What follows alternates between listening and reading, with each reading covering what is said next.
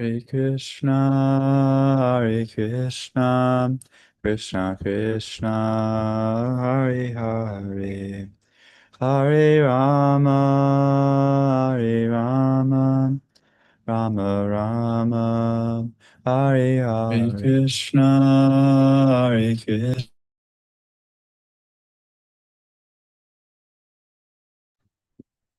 Hare Hare, Hare Rama, Hare Rama, Rama Rama, Hare Hare, Hare Krishna, Hare Krishna, Krishna Krishna, Hare Hare, Hare Rama, Hare Rama, Rama Rama, Hare Hare, Hare Krishna, Hare Krishna, Krishna Krishna, Hare Hare, Hare Rama, Hare Rama, Rama Rama, Hare Hare, Hare Krishna, Hare Krishna, Krishna Krishna, Hare Hare, Hare Rama, Hare Rama, Rama Rama, Hare Hare, Hare Krishna, Hare Krishna, Krishna Krishna, Hare Hare, Hare Rama, Hare Rama, Rama Rama, Hare Hare.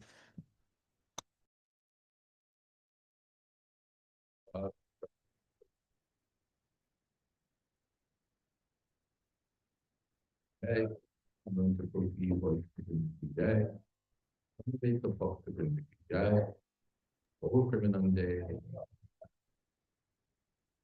Welcome. For being a little bit late here. Got all involved in class Krishna.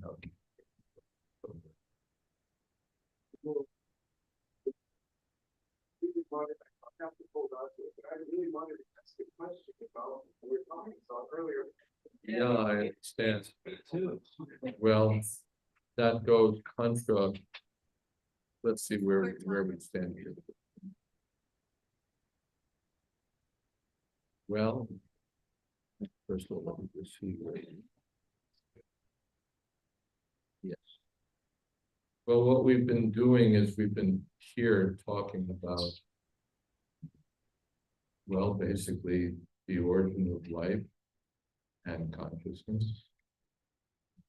And some people have questions from the class that we were doing.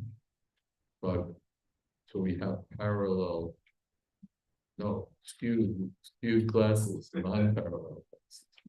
The online class we're dealing with Prithu Maharaj, praise is given. This question will kind of fall across into both territories. This question will cross into both territories. I'm skeptical. You've got. Well, in the matter of Maharaj Prithu, he was an ideal king, and a Rajarshi, and actually an incarnation of Godhead. He was giving pure religion and pure instruction from his poet as an ideal king. But as you were talking about earlier, it seems like there is such an ocean of cheating in this age that when we even begin to talk about being subordinate to God, the first thing that comes to mind is all the cheating religions. In other words, cheating in the name of religion to advance some politics or some personal advantage over others, to suppress others, and becoming subordinate in that situation becomes hellish. So how do we instill in people a faith in God who's not like that at all? Okay, well, let's see about this question. First of all, Namo Vishnu Padaya Krishna Krishnaya Vimate Bhakti Vedanta. Namaste Saraswati Devi.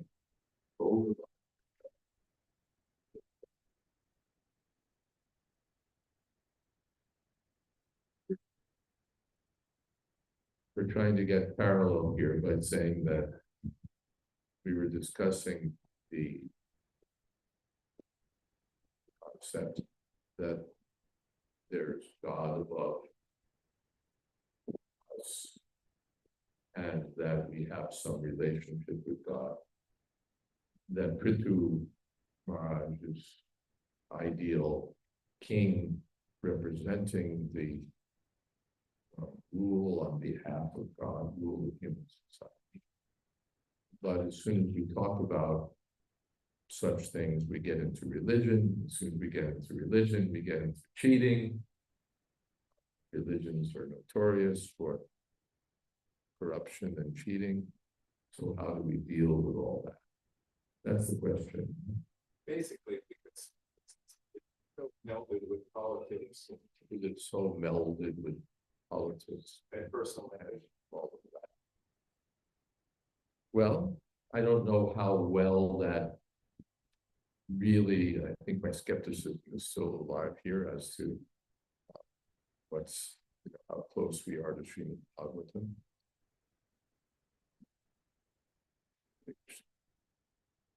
But, all right, we'll take a bit of an excursion. The religion means cheating and everything else means cheating. Business is cheating. Politics is cheating. In family life, there's cheating. In everything. In human dealings, there's cheating. Why single out religion as being fraught with cheating? Everything is cheating. And therefore, in the very beginning of Srimad Bhagavatam, Dharma prochita koitavocha paramo nirvatsaram. The declaration is made at the beginning that Koitava Dharma is kicked out here. Koitava Dharma means cheating religion. Cheating religion. Duplicitous Dharma is kicked out. So it recognizes what you're talking about. There's cheating. There's so much cheating under the name of religion. So the Bhagavatam begins by declaring, we want all of that out. Dharma prochita. Prochita means kicked out. Dharma prochita koitava mantra. Here in Srimad Bhagavatam, we want to kick out various kinds of cheating religion. Dharma prochita koitava. Koitava means cheating. Dharma prochita koitava padamo nirvatsarana. What does it take to do that? We need purification of consciousness. When our consciousness is polluted, it'll be, the more it's polluted, the more the cheating. And the more consciousness becomes purified, the more we become free. Here, matsara. Matsara means envy. Cheating especially arises from envy. I want what you have. Whether it's your money or your reputation or your girlfriend or your whatever it is. I want it. So I'll devise some means by which I can aspire to get what I don't have. You have. Maybe I'll do it through a church and collect some money in some place in Bahamas. Maybe I'll do it through politics, get my money that way.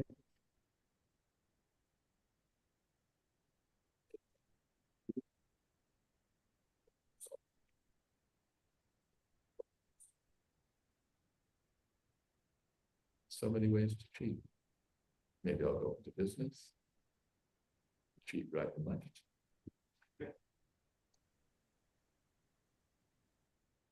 So one has to become near Matsu. Bhagavatam says this book is meant for near Matsu, those who are free from that. Satan, those who are looking toward that which is eternal. That's the program. How to look toward that which is permanent, that which is lasting, that which is real. Because the things I'm envious of, or the people I'm envious of, that all has to do with things I can't hold on to anyway. Asadityu chate apart. Doesn't last. I'm after it, but it's an illusion. I'm after the fruit that I see in the water, but the fruit is not real. It's only a reflection of the fruit on the tree on the bank. So for those who are fighting over those fruits, this Bhagavatam is not met. But for those who are looking toward the reality, that's where Bhagavad Dharma finds its place. Bhagavad Dharma means Krishna consciousness.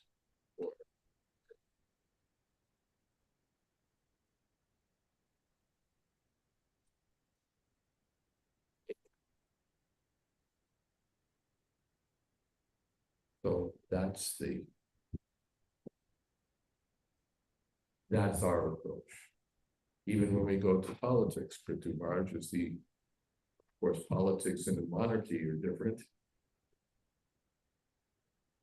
But still, you have to rule, you have to organize, it's not all about, we have politics where every few years you have to scramble like anything, keep your post.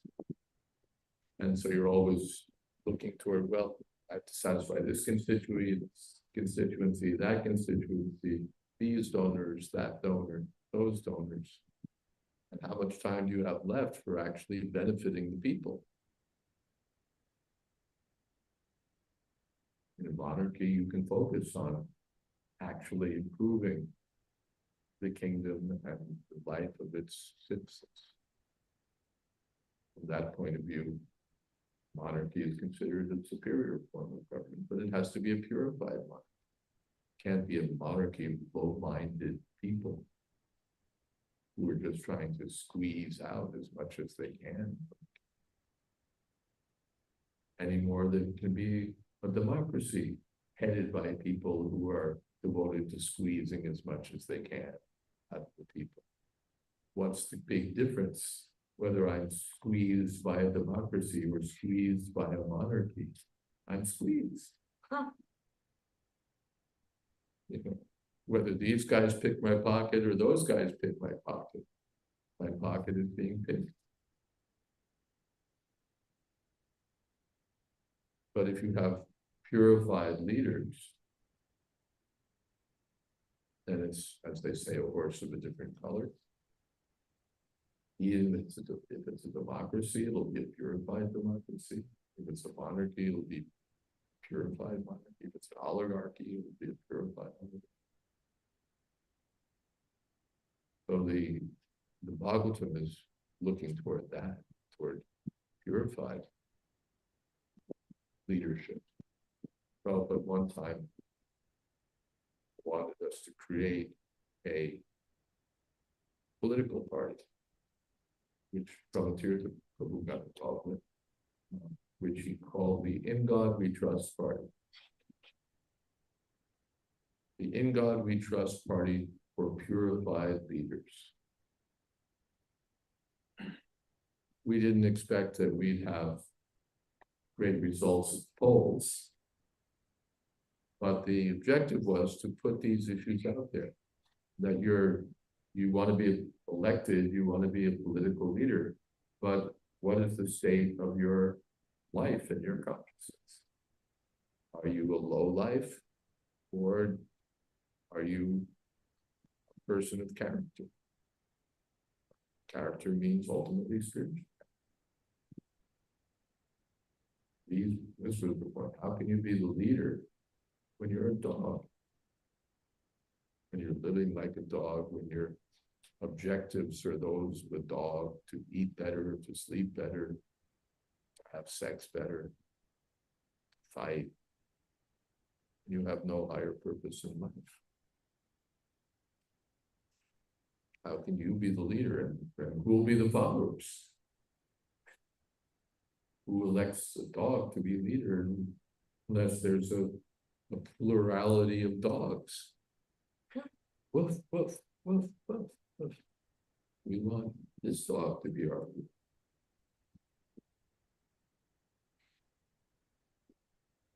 So, purified leadership. Then when you have purified leadership, you'll have purified society. Whatever the leader does, people follow. The leader is a dog, everyone else will bark. If the leader is purified, the citizens become pure. So Prithu Maharaj, excuse me, Prithu Maharaj appears as an ideal leader. We hear that if his son was a transgressor of the state law, he'd punish his son. And if his enemy was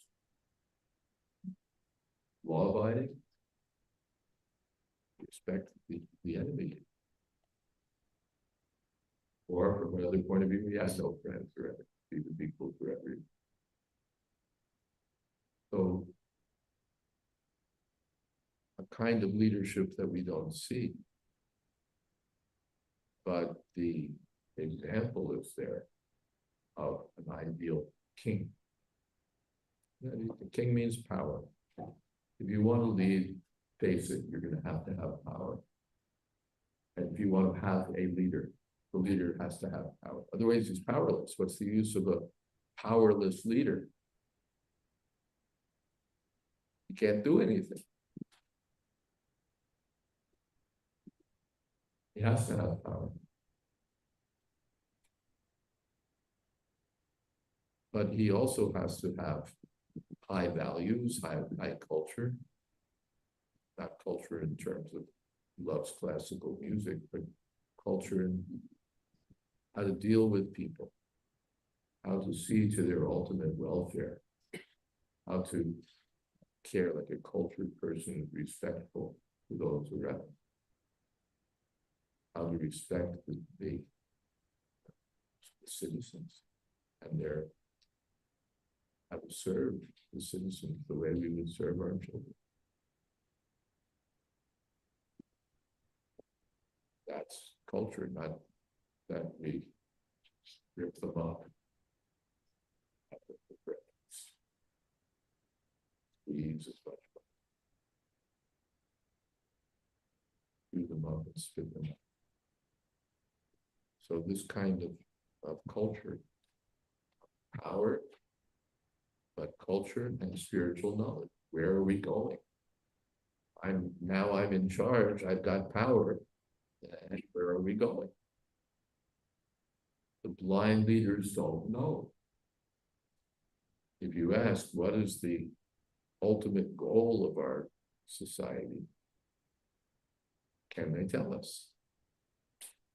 I was in one state, governed by one ruler, and the ruler was quoted in the newspaper as saying, I want my citizens to have the highest standard of living in the world. Citizens have the highest standard. From one point of view, that's nice. He wants to have a good way of life for his citizens. But the highest standard of living ultimately gives you what? That you have, the most modern this and the most modern that, most abundant this and the most abundant that. Where are you going? What does it finally give you as the result of your life, the profit of your life? Yes, I had greatest standard of living. So many people who have high standards of living and they're miserable. They have no idea who they are. They have no idea what the purpose of their life is. They often live lower than animals.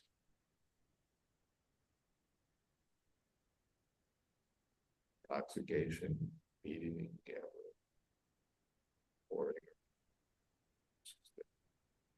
standard of living. What's the purpose of our society? What's the purpose of our life? Whatever it is, what's the purpose of our education? What's the purpose of our anything? Without, therefore, the men of power, the rulers, were not the top of the society. They were not posted at the highest level of society. At the highest level of society were those who had spiritual vision. And they lived like beggars. They didn't live in palaces. They lived in bungalows and huts, most modest accommodations. And they lived a life of utter simplicity. Basic needs. So that they can cultivate spiritual vision. When you're in charge, when you are powerful, when you have opulence and so on, which goes with being in charge, otherwise no one respects you. It's hard at the same time to have detached spiritual vision. So at the top of the society, we would have the Brahmins, or those who were people of wisdom. They would guide the kings. They would guide the kings. So that the society would progress toward liberation from material existence, toward God consciousness, which brings with it everything else that's good for society. Higher value, higher good. All that would come from the direction of those who were at the top, and who were not there for some material profit, because their vision was that, what is this material profit? What good is it going to do me? What do I care about it? For them, it said, some of those Strachmakanchen, they see gold and garbage, it's the same. What am I going to do with this gold? Can't eat it. So they're not thinking, how can I get more gold? For them, some of those rocks are gold, garbage is the same. They were detached from it. They can't see because he's got his eyes on what he can get. The person who's detached. Sadhana Prashantasya Paramatma Saman. But what Gita said, that a person whose senses are controlled, who has control of his senses, who can master his senses, who's not a servant of his senses, becomes peaceful. If I'm always tuned into the demands of my senses, and my senses are always saying, we want this, we want that, we gotta have this, we need it now. He can't be peaceful. It's described, he's like a man with 5 wives. One wife is saying, come on, let's enjoy it. Come on, let's enjoy it. Come on. Let's... How can you be peaceful trying to deal with all that? So we have the eyes are demanding, we want to see this, the ears, we want to hear that, the tongue, we want to taste this. He's a servant of his senses, and therefore he's always agitated. Sada samudvigna dhyana sattva. His senses are never satisfied because he's grabbing onto something which he can't hold on to, which doesn't really exist. He's trying to seize an illusion and hold on to it. We'll always be samudvignadya, disturbed in his mind. He'll always be upajita, always be agitated, dissatisfied, as we see all around us. People are not floating in satisfaction, agitated. We need more, we need something different, not this, something.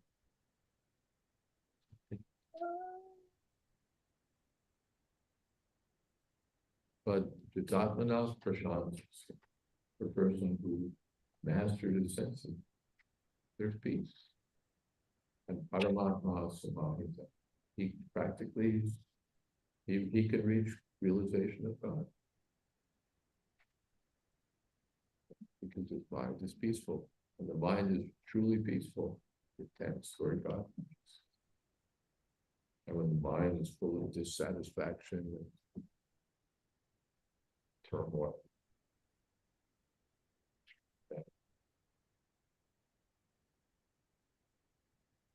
so the enlightened leaders would be guided by those who were self-realized, and you would have a society that was progressive.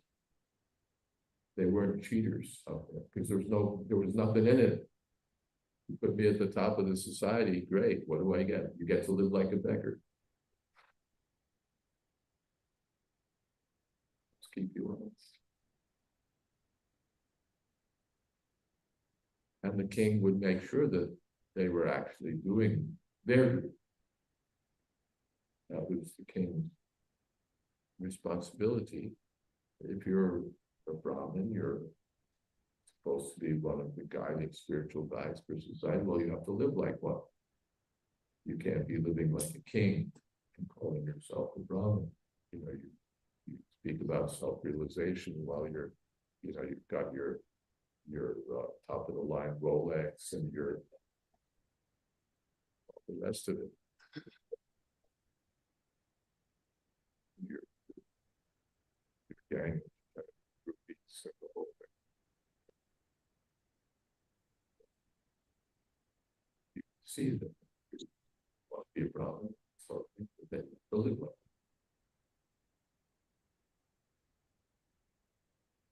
And if you're really Brahmin, then you're my God.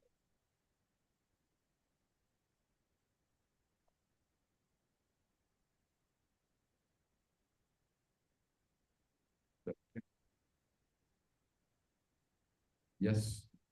I'm wondering, well, devotees like Arjuna are of the Kshatriya class. Devotees like Arjuna are of the Kshatriya class. They're expected to be in the mode of passion, yes.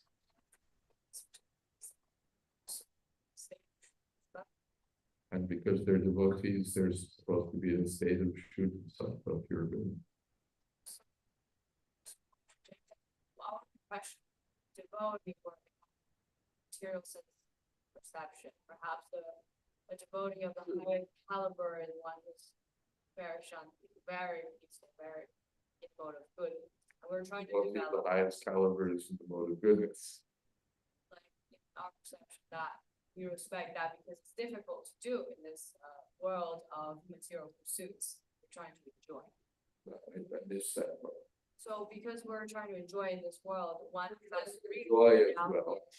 is like the highest.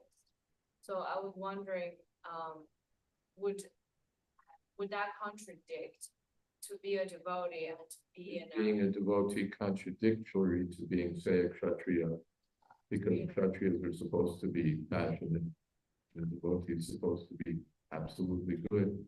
right? Well, Shastra said it's not, but I don't understand. Say again. The Shastra said it's not that we should. Shastra says it's not contradictory. Okay, you're confused, but you're not alone.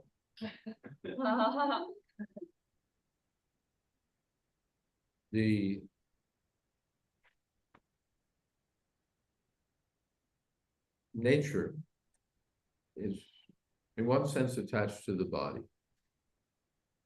Along with the body, I just get a certain nature. Someone's as the embodiment of a worker. He's built like a worker, he's got the intellect of a worker, he's got the aspirations of a worker, and he's a worker.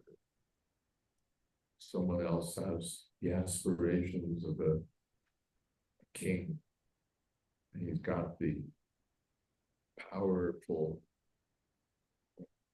what do you say, take charge mentality. He's fearless. There we have people, they're fearless. They'll walk into anything, you know. Okay, let him shoot him. Who was it? That Patton. He would ride on the top of a tank to battle. Huh. The top of the darn thing. General Patton, one of our American World War II generals. You know, I wouldn't do that. And some people have, you know, that they've got fearlessness, they've got take charge, drive. They're powerful. Just a kind of embodiment. The gross and subtle bodies are like that. So that's the equipment that we come with. But at the same time, if we cultivate Krishna consciousness, then I know that I'm not this body. And I know that my ultimate goal is not to win a kingdom or to pull a card or to break up bricks or whatever it may be. My ultimate goal is to serve Krishna. So that one can do actually from any platform. Arjuna is the example. He's fighting, but he's surrendered to Krishna. He's fighting, but he's surrendered to Krishna. Someone's a businessman, but he's Vaishya. But he's surrendered to Krishna.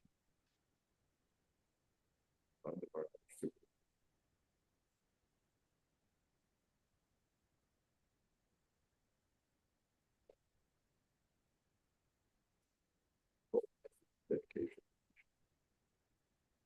So from in any occupation, I can be completely dedicated. Then it says somewhat Amchiyo Vyavachareni Bhakti Yogeni Sevate Sagunan Samitityaita.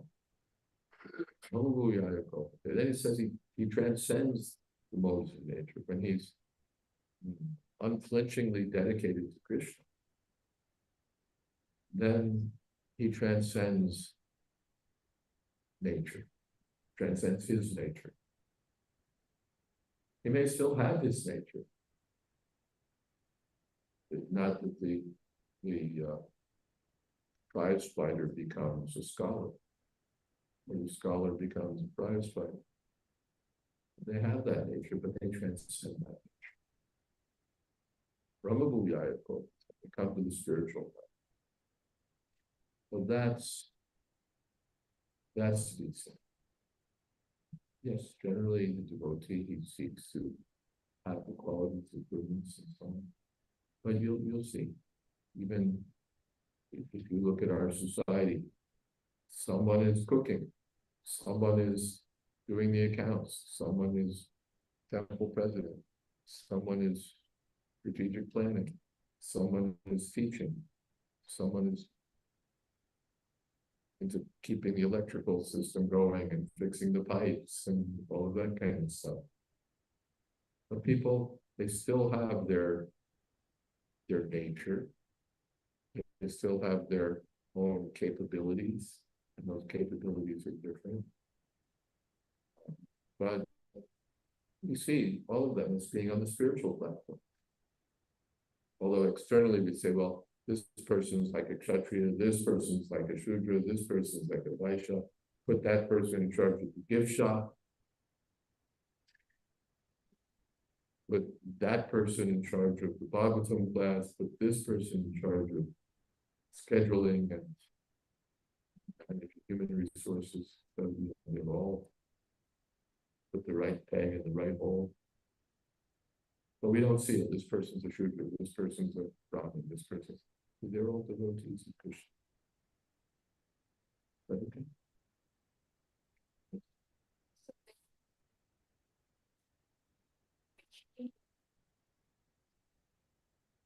Yes, they transcend not by changing their nature, but by using them.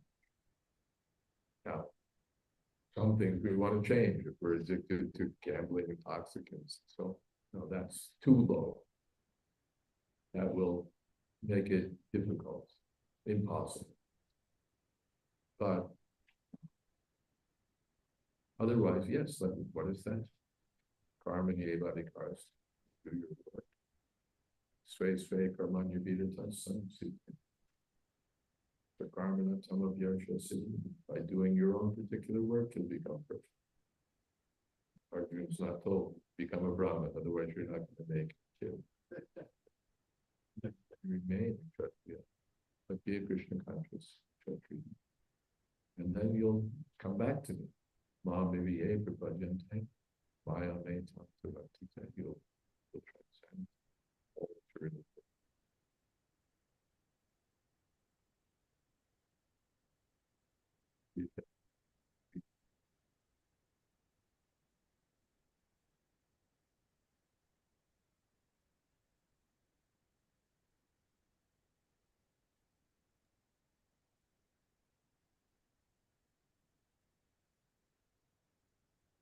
It's Strive for material excellence if it is in the name, if thinking that will somehow. we strive for material excellence if that will somehow help us serve Krishna. Yes, if it will help us. This is we have a simple line. Anukulyasya sankalpa, pratikulyasya varja. What does that mean? If it's favorable for Krishna service, we accept it. If it's unfavorable, we reject it. Excellence means when it will help me, then I'll do it. When it will help me in my mission of serving Krishna, then I'll do it. I'll become an expert at it. I'll become the best of the best.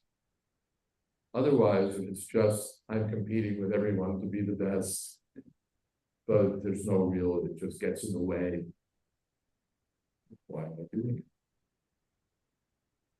it? If in some way it helps us serve Krishna, we're ready to accept. Arjuna became the best archer.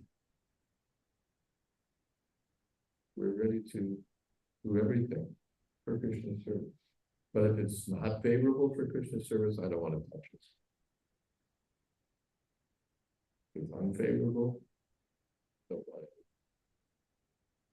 it. Even though it may superficially seem great, wonderful, fantastic. I think that. Yeah. Yes, we can use things as an excuse. And well, I'm doing this for Krishna, for Krishna stamp and all of my material. So it requires honesty and guidance. Therefore, we accept the guidance of the spiritual master. I'm thinking I want to do this, just like Arjuna, I will fight holiness. Even if you don't want to, you will. So you should do it under my, for my sake. Your nature will force you to fight. So better that you do it here and now for me than make a pretense of being a sage or something. You'll be back on the battlefield in 6 weeks. Oh.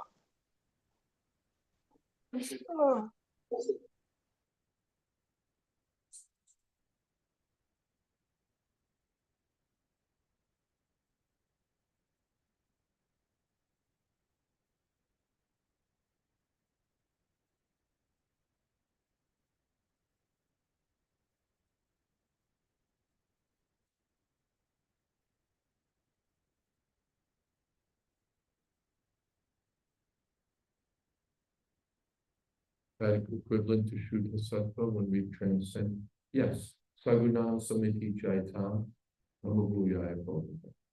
Sagunam samaticha. Sagunam samaticha being one transcends those modes of material nature. What are those modes? Ignorance, passion, and goodness. So if he's transcending goodness, he's not in goodness anymore. Brahmabhuyaya bodhita. It's on the Brahmabhuta platform, spiritual platform. What is the spiritual platform? Pure goodness. Vishuddhis. Yes.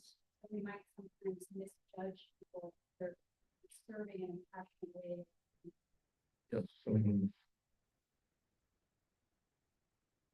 Yeah, we may not see. We see that this person's, he's just passionate, or he's just this or that.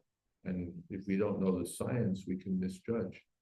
Prabhupada wrote, I don't think it's in the present edition of Srimad Bhagavatam because it was written in a different context, but the original second volume or first canto, perhaps third volume, had an introduction in which Prabhupada said they see that we're moving in the paper market, that we're working with the going to the print shops, that we're collecting funds for printing, and they think that we're doing business in the garb of the renounced order. He's just just wearing saffron, but he's a businessman. Look at it. Going to the paper market, making deals on paper. He's going negotiating with the printers. He's getting capital. He's doing what we're doing. He's doing business.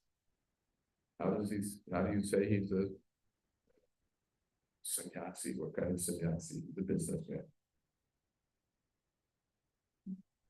But no, this is all accepted for Krishna service.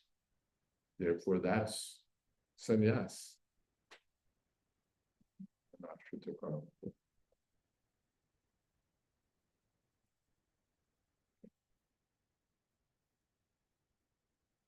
Well, one last question, because we're coming to the end of this hour also. Yes.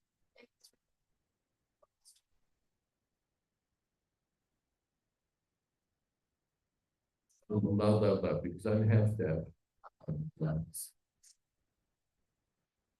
About Ecclesiastes, which we were talking about before we merged into Srimad Bhagavatam.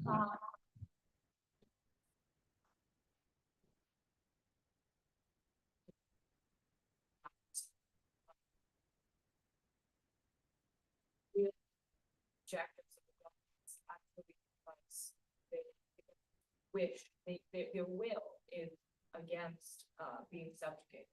You know, we want to avoid God because we have the will to avoid being subjugated. Right. Yes, we don't want to sort of.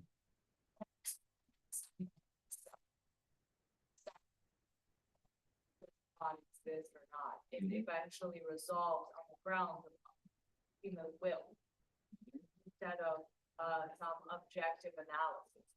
You want to explain what you mean by that? That this dichotomy is resolved by reference to the human will and not by some objective analysis. What do you mean? I mean that I think a materialist sometimes is looking for a material analysis to prove that God exists. Some kind of A materialist looks for some sort of material demands, some material proof that God exists. Yeah, maybe it's not enough to say that by indirect reference, assume that God exists. They want an actual proof. They want an to actual see proof. God. They want some experiment. They want something, not something where you more subtle, where you induce. That's called dull-headedness. Really, a scientist or an intelligent person has to be willing to understand from what he sees the nature of what he doesn't see. And their classical Vedic examples. Well, you see that on the hilltop there's smoke. What do you make of that? There has to be fire. Or another example is that Devadatta Devadatta is your classical John Doe. Devadatta is fat.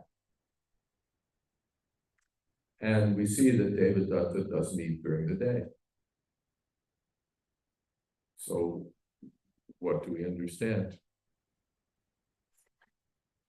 Yeah, Devadatta must be eating at night. So we may not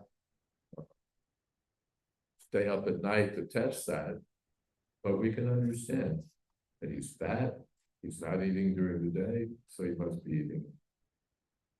So science always supposed to deal with these things. Here's what we see, but there's something we can't see or don't see. What must it be like? What must it be like? So if we don't have that subtle capability of subtle reasoning, then we shouldn't be in science, we shouldn't be in theology, we shouldn't be, we should be in business, or we should be in doing road construction. Need those skills. Thank you. Kirtan. Someone like to lead Kirtan? My apologies to the onliners for not being quite on the text today, but tomorrow we will be back on text.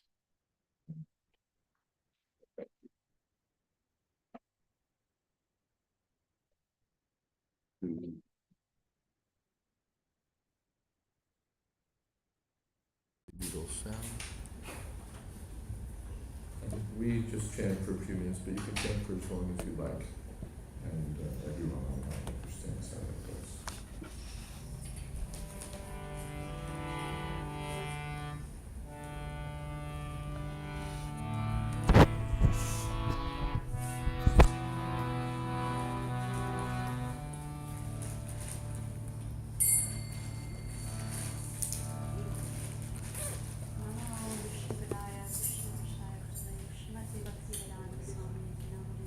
Namaste Saraswati Deve Gauravani Acharya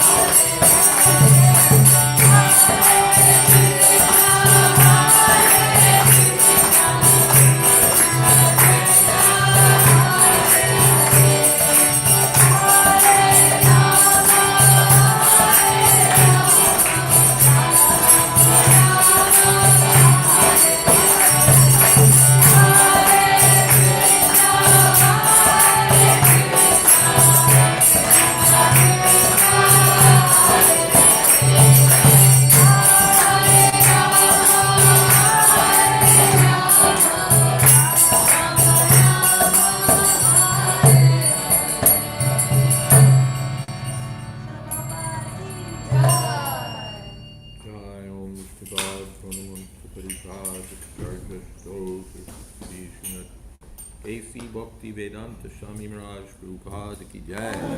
Ananta Koti Vaishnava Vrinda ki jai. Namacharya Srila Haridas Thakur ki jai.